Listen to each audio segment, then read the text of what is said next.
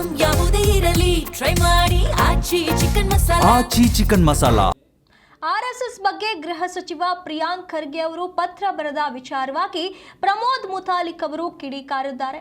RSS ಅನ್ನೋದು ಕರ್ನಾಟಕಕ್ಕೆ ಸೀಮಿತವಲ್ಲ, ರಾಷ್ಟ್ರೀಯ ಅಂತಾರಾಷ್ಟ್ರೀಯ ಮಟ್ಟದ ಸಂಘಟನೆಯಾಗಿದೆ.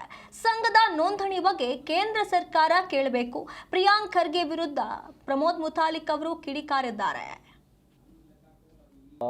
ಸನ್ಮಾನ್ಯ ಗೃಹ ಮಂತ್ರಿಗಳಿಗೆ ನಾನು ಕೇಳೋದು, RSS ಅನ್ನುವಂಥದ್ದು ಕರ್ನಾಟಕದ ಸೀಮಿತ ಸಂಘಟನೆ ಅಲ್ಲ.